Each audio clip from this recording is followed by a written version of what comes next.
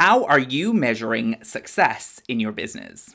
Hi, I'm DJ from Rainbow Dragon Digital. In today's video, I'm going to talk about the KPIs that you might be setting to measure success and questioning whether there are some that you haven't thought of that you might want to add.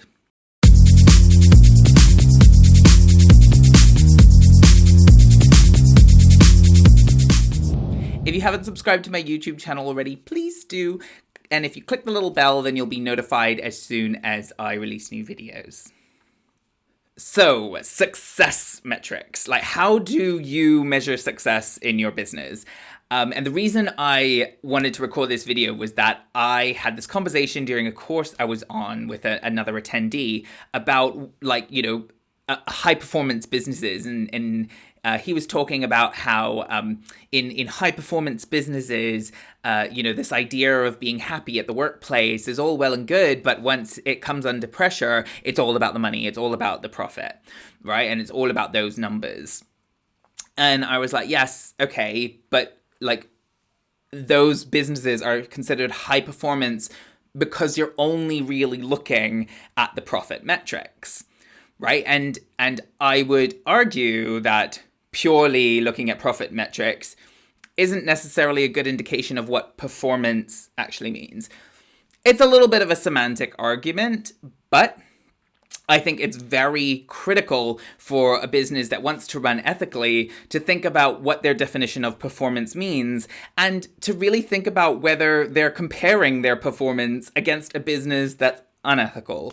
And if you are comparing your profit performance against a business that's unethical, then I think you can take some comfort, some sort of I guess comfort is the right word, in that, like, their performance might be happening at the expense of something that you don't really, it's not really visible to you at the moment, and something that you wouldn't tolerate as an expense.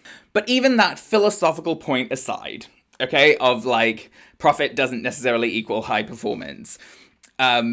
Profit is still needed, right? My second principle maybe is profit is fuel, not purpose, right? And that's really critical in that profit is fuel and profit is important. So we do have to measure metrics and we do have to measure KPIs in order to make sure that your business can run. It's like checking your blood pressure level in your body to make sure that it's running correctly. Okay, so, but how do you measure this? What are the success metrics that you look at in your business, and which ones are more important?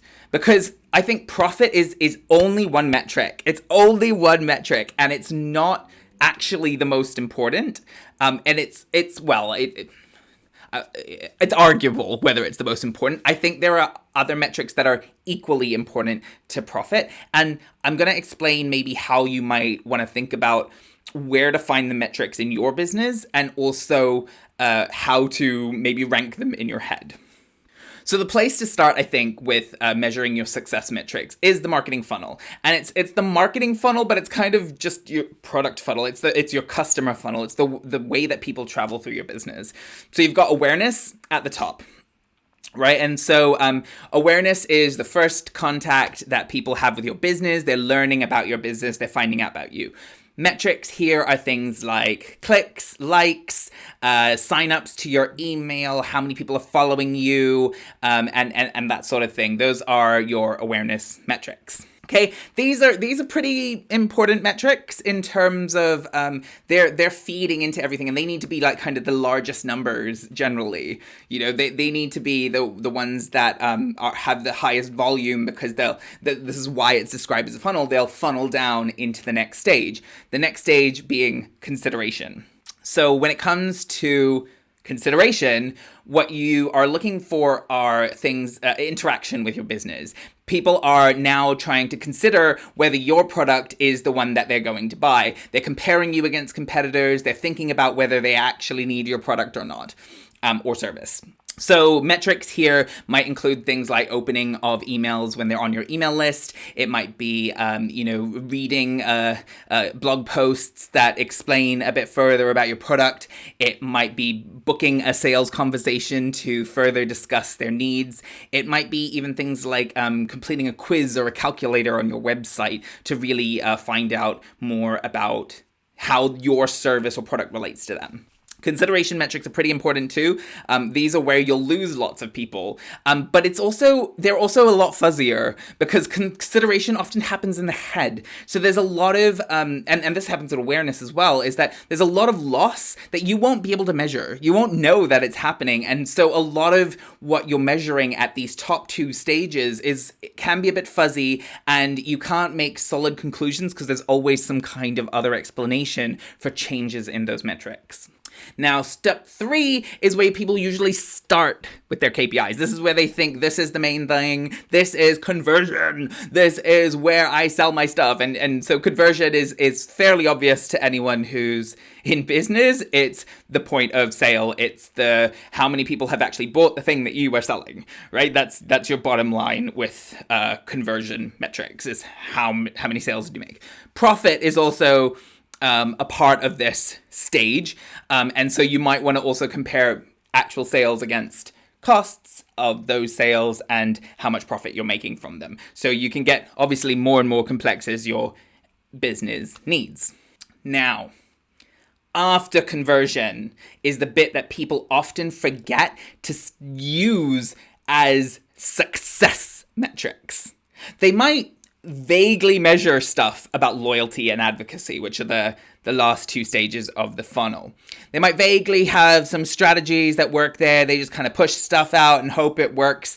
Or they might even be measuring stuff, but they're not using it to determine performance, to determine success. And I think this is a big critical miss. And so, but it's understandable why people think that way. I mean, it's shaped like a funnel. It's almost guiding your brain to think these are the least important parts of this structure. And it's a bit of a misnomer to think that this is the smallest part of your marketing. And I think I've talked about the Duct Tape Marketing's marketing hourglass before. I think in my Instagram video, which might be appearing on your screen somewhere now. But the marketing hourglass, John Jantsch talks about how really like the bulk of your marketing comes in like the awareness, but also down here at this advocacy and loyalty level is this part where you are nurturing your existing customers to buy from you. The loyalty stage is all about that. It's about nurturing them to repurchase, right? The advocacy stage is getting people to talk about you, getting people to tell other people to buy from you, right? This is like making your customers into your best salespeople. And these two bits, if you can get these bits working in your business, it will pick up like a snowball, because that's where people's trust lies, in the people close to them telling them that this thing is worth buying. So your metrics here are ones that I think you'd really want to focus on. So what are the metrics for loyalty and advocacy? These are things like your impact. These are things like your client satisfaction. These are things also like your employee satisfaction comes into this part of your business. These are the areas that are going to improve this part of your funnel.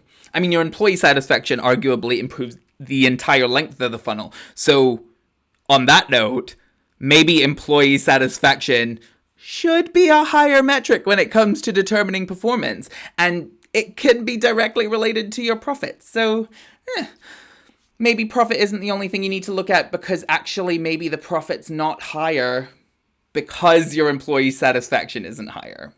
So, but that aside, other things like your client satisfaction, your reputation are things that you need to be measuring here. And those are all kind of more concepts than they are actual metrics, because the metrics that you need to measure when it comes to satisfaction and reputation and that sort of thing are going to be way more specific to your business. Like maybe it'll have to do with surveys that you particularly process. Maybe it'll have to do with, the number of reviews that you get, because that's a part of your sales process. Maybe it will be rankings that you have on industry website that people trust. Tradies have like those Checkmate or whatever it is, websites, so there might be a specific one for your industry. I think this part is the most complex, and it's the most important.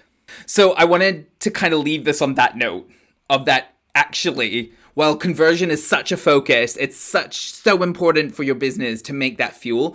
Maybe you need to be looking at your success metrics at the bottom of that funnel, at the bottom of that hourglass, and checking whether those are the ones that you should be focusing on. Because whatever you are measuring as your success matrix is going to have a profound effect on what you decide to do with your strategy.